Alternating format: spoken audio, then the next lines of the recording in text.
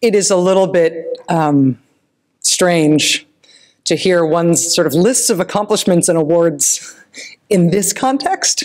You know what I'm saying? Like, the Television Critics Award is like, that's really awesome, except when you're in the room that is filled with people who are, you know, most likely to cure cancer.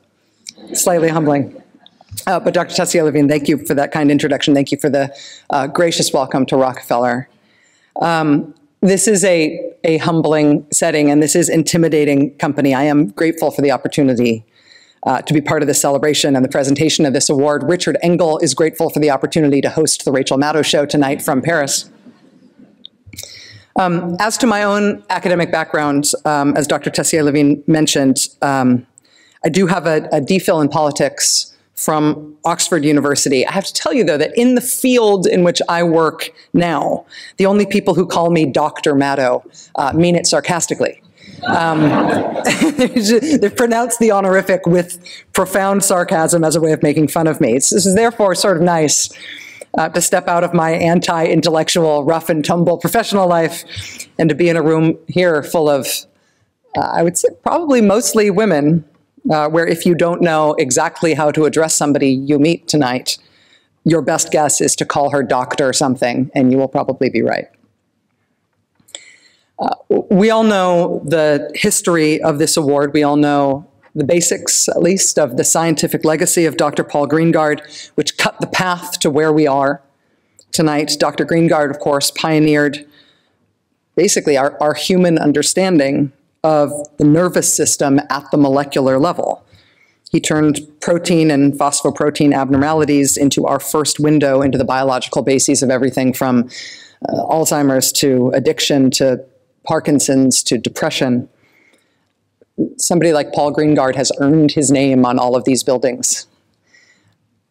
But when Dr. Greengard is written into the history of science, that will be just part of how he is remembered, and just part of what he is credited with, because he has another equally great professional and, I think, ethical legacy, which is his choice over and over and over again to use the leverage and the platform and the money and the respect and the deference and the sheer persuasive strength of his standing as a great man of science on behalf of the great women of science.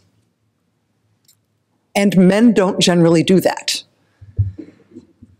Not just in science, but in every male-dominated professional field, women tend to swim this stream ourselves. And my living experience of feminism is that while we all swim this stream ourselves, feminist women try to help each other when we can, and specifically we try to force down the kinds of systemic barriers that we find that are susceptible to pressure, but not all of those barriers are susceptible to pressure, at least not in the short term. And so progress in male-dominated fields is very, very, very, very slow. But in that context, men, particularly very successful men at the top of their field, they have every luxury in the world to not worry about that, let alone to make it their own cause. But we are here tonight because Dr. Paul Greengard and his wife, the artist Ursula von Ruydingsvard, they made what really is just an exceptional decision to use their power for good, to use their power in the world, and particularly in the world of science, for good. And we talk about that as generosity, and the prize is named after Paul's late mother, and we understand that to be the story of how we got here tonight. But there is something at a human level that's just very moving about them having made that decision, having made that priority. Nobody asked them to do it. It was what seemed like the most important use of that opportunity to them. And I find that very moving. And they have changed the incentives. They have expanded the realm of the possible for top flight women research scientists. And it's worked. I mean, over the past decade, over the past 12 years, what the Pearl Meister Greengard Prize has done is move the ceiling for women in science. It hasn't removed the ceiling, but it has moved it. And that is really something. And so I'm honored to be here. We all are. I'm grateful to the very distinguished members of the Pearl Meister Greengard Prize Selection Committee for inviting me to participate in the presentation of this year's award. I also, of course, want to offer my congratulations to Dr. Helen Hobbs on this recognition of her important work. You'll have a chance to hear more from her yourself, but Dr. Hobbs is the professor of internal medicine and molecular genetics at the University of Texas Southwestern Medical Center. She also is an investigator at the Howard Hughes Medical Institute. Dr. Hobbs also, I understand, recently won what's called the Breakthrough Prize, which is a new prize organized by internet zillionaires. And as I understand it, winning that prize involves a lot of celebrities and tuxedos and rap stars and comedians. So we don't exactly do it that way here, but mazel tov. And we hope you've recovered. So one way to win the genetic lottery in life is to be born with a particular gene mutation. That means you are bad at producing a particular protein, a protein called PCSK9, which sounds to me like a defense contractor who trains bomb-sniffing dogs, right? PCSK9. I'm sure it exists. It's probably a no-bid contract. In reality, though, PCSK9 is a protein which is directly associated, as I understand it, with the bad kind of cholesterol. So it's a direct relationship. You have more of that kind of protein, you have more bad cholesterol, more of a chance of having heart disease. So again, in terms of luck or really high-level skills at choosing your own biological parents, if you do not produce that protein because you have a genetic mutation that inhibits your production of that protein, lucky you. You win. Thanks be to God. But if you do not have that gene mutation, thanks be to Helen Hobbs, because her discovery of that link between bad cholesterol and that protein and that gene means ultimately that there are now new FDA-approved drugs that basically aim to mimic the effect of that gene mutation, to inhibit the production of that protein and thereby bring your bad cholesterol levels down to the levels at which they hopefully will not kill you. And I'm sure I got some of that wrong. But that's my political science PhD understanding of just some of the breakthrough research that led the Greengard Prize Selection Committee to honor Dr. Hobbs today.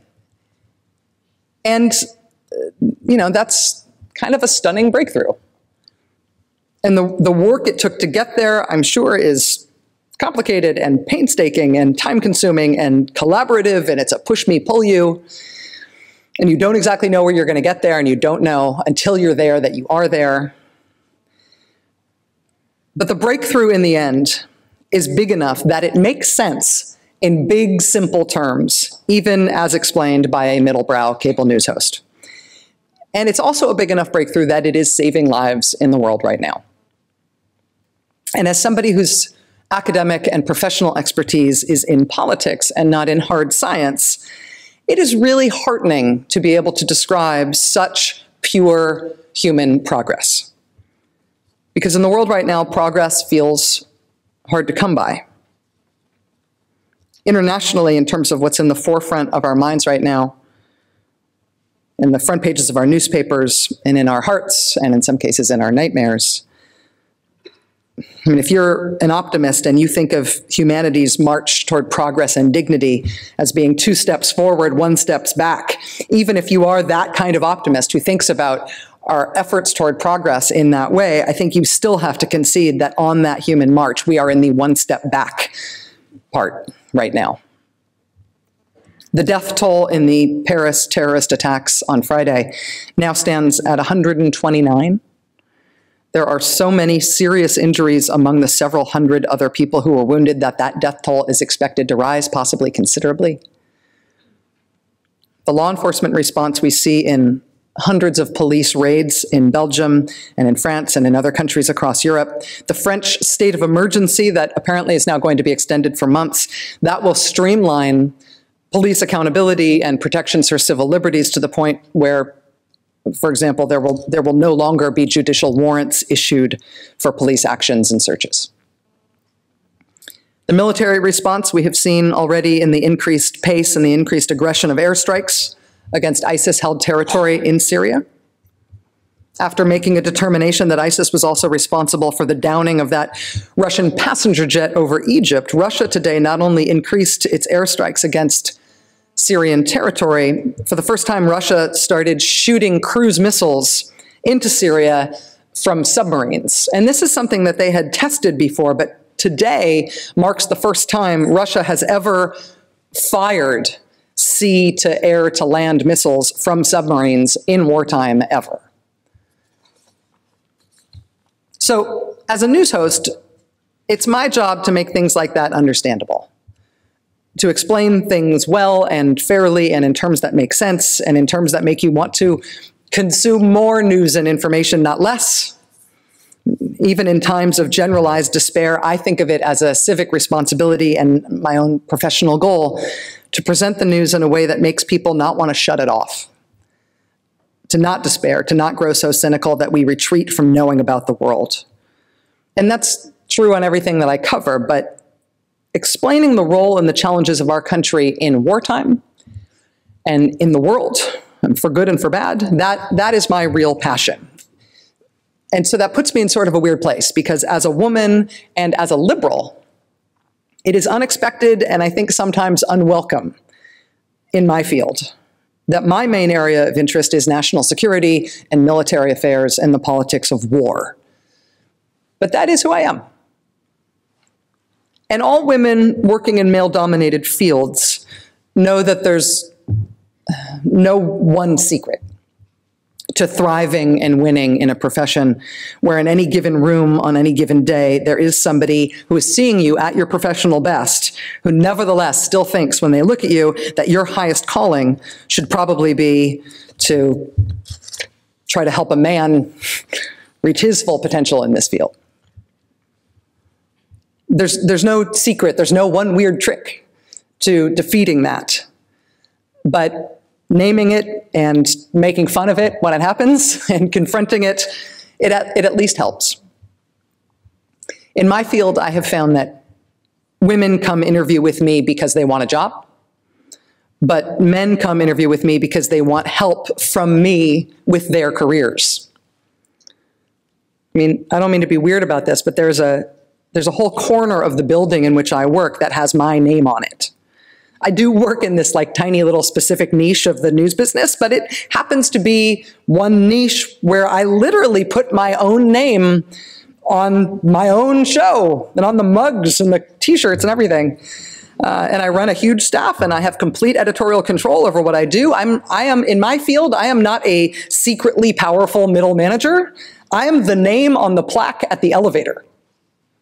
But still, 19-year-old male pages and interns will come to my office, walk right in, and tell me they'd like to sit down and talk to me about their career ideas and their plans, bounce some stuff off me, because it'd be good for them.